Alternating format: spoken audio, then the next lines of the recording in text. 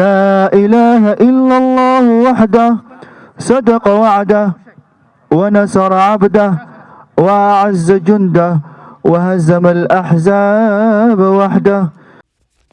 kumanaan qof oo muslimiin ah ayaa maanta isugu soo baxay magaalada madaxda gobolka Minnesota ee St. Paul halkaasi oo ay ku oogeen salaada ciida. dadkan oo sanadkii hore sidaan oo kale aysan isugu soo bixin sababo la xiriira xanuunka coronavirus ayaa sanadkan iyadoo la raacayo tilmaamaha waaxda caafimaadka ee Minnesota ay si wadajir ah ugu tukadeen barxadda weyn ay soo qaban qaabiyeen maamulka masjidka al-Ihsan ee magaalada St. Paul. qaar ka mid ah dadkii Soomaaliyeed ee halkaasi ku soo ciideysanayay oo aan la dhex maray mikrofoonka ayaa waxa ay tahniyad iyo hambalyo u direen eheladooda iyo asxaabtooda iyo muslimiinta oo dhan. bismillaahir rahmaanir rahiim ciid wanaagsan dhammaan ummadda Soomaaliyeed dhammaan waxaan halkan ka salaamaa eheladeyda asxaabteyda iyo maaragtay qaraabadeyda oo adduunyada dacladooda joogan hooyaday Madiina Cali Hiraabe Kenya joogta walaalahay qaar waxa joogo UK Norway Holland dhammaan ummadda Soomaaliyeed noo salaama assalaamu calaykum magacaygu waxa la yiraahdaa Fardows Axmed Xaaji Siraad waxaan leeyahay ummadda muslimiinta dhamaantood ciid mubaarak kull caam wa antum bil khayr waxaan salaamayaa waalidkayga iyo eheladayda walaaladay adduunka meel kasta ay ka joogaan iyagoo kala jooga Soomaaliya iyo Itoobiya iyo dhammaan daafaha adduunka ayaan halkan ka salaamayaa ugu hore waxaan salaamaan muslimiinta meel walba joogaan aan salaamayaa gaar ahaan walaalahay hooyaday kulli dhamaanta salaama special hooyaday Xaliimo Aadan Cali walaalkay Daawud Cabdulaahi walaalkay Yuusuf Cabdulaahi walaalkay muxuu ahaa Cabdiciis Cabdulaahi dhammaan saaxiibada ay ka mid tahay Xaawo Cabdi Daqare Ruqiyo Cabdi ayadana Xaliimo dhammaan waa salaamaya ilmahayga oo kala ah Suusan Saharo Khalid Cabdiraxmaan aan salaamaya Cabdirasaaq Nuuro magacaygu waa Imaam Maxamed Mursal imaamka Masjid Ihsan runtii waxaa farxad weyn ii ah in aan maanta kaga soo qayb galo bulshada muslimiinta ah gaar ahaan Soomaalida oo magaalada St. Paul gobolka Minnesota ku ciiday barxadda weyn ee la yiraahdo West Minnehaha oo runtii barxad aad iyo aad u weyn ah dad aad iyo aad u fara badan maanta ay ka soo qayb galeen soonkii aan soo soonnay iyo salaadii iyo sadaqadii iyo acmaashii Allah naga aqbalo runtii waxa aad u wanaagsan bay ahayd qodobka labaad waxaan rabaa inaan halkan uga mahadceliyo dhammaan dadkii ka qayb qaatay campaignkii al-Ihsan Parking Project iyagana oo wax kula baxay jazakumullahu khayran aad iyo aad bay u mahadsan yihiin inta kadib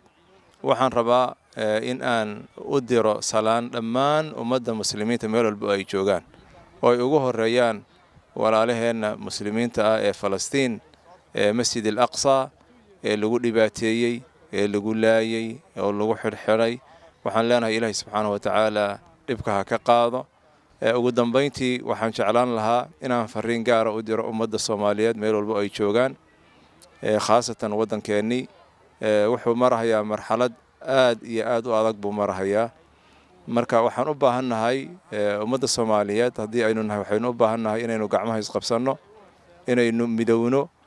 waxaan u baahannahay wax walba oo bani aadan u baahan yahay waxaan u baahannahay amni baan u baahannahay waxaan u baahannahay nabadgelyo waxaan u baahannahay horumar waxaan u baahannahay dawladnimo taana waxay ku iman kartaa oo kaliya in dhammaan la isu yimaado oo gacmaha la isqabsado oo la iskaalmaysto farifool ma dhaqdo haddii kale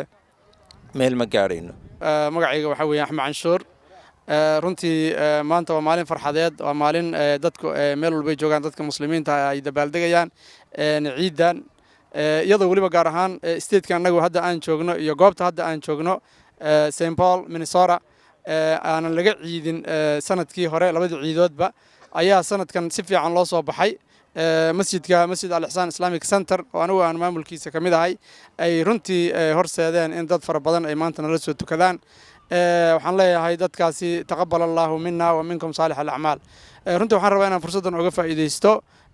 in aan salaamo dhammaan dadka muslimiinta meel walba ay joogaan gaar ahaan dadka ehelka iyo aqribada iyo asxaabta ay garanaysa aan leeyahay assalaamu calaykum waraxmatullaahi tacaala wabarakaatuhu meel kasta oo joogtaan ilaahay idinku ammaansada ayaan leeyahay intaa kadib waxaan rabaa inaan uga faa'iidaysto fursaddan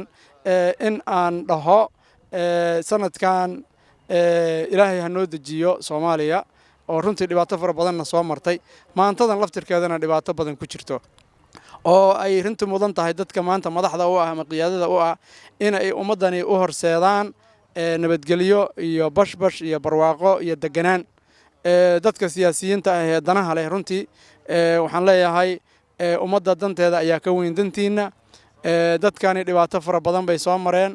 muslimiinta dhammaan waxaanu leeyahay ciid wanaagsan kullu caam wa antum bikhair gaar ahaan waxaan leeyahay maantay Soomaalida ku nool Minnesota nabad iyo waxaan idin rajeynayaa sanadkiisa kale in sidaan oo kale aan iskugu nimaano ciid iyo nabad aan iskugu nimaano Allahi wa barakatuh wayna salaamaya Soomaali meel kasta aad joogtaan ciid mubaarak kullu caam wa antum bil khair maanta maalin qurux badan weeye baarkan maanta minaha ku ciideynaa waxay soo xasuusay Soomaaliya alaabta Soomaaliya barxadda lagu iiday jiray oo ogtahay marka dhammaan faamiliyasha meesha isugu yimid waxaan leenahay ciid wanaagsan dhamaantiin magacaygu waa Ibrahim Shire Maxamed waxaan marka hore u hambaleynayaa ummadda islaamka ah khaasatan ummadda Soomaaliyeed ee ku ciiday maanta magaalooyinka mataanaha ah St. Paul iyo Minneapolis waxaan leeyahay ciid mubaarak kullu caam wa antum bil khair sidoo kale waxaan u hambaleynayaa munaasabadan ciida ummadda Soomaaliyeed ee waddankeena ku nool waxaan ilaahay uga rajaynayaa in sanadkiisa ay ku ciidaan maalintan farxadeed ayaa dhammaan laga dareemay magaalooyinka mataanaha ah ee St. Paul iyo Minneapolis oo ay ku nool yihiin dadweyne Soomaaliyeed oo fara badan Asmar Cabdinuur Nabad TV Minnesota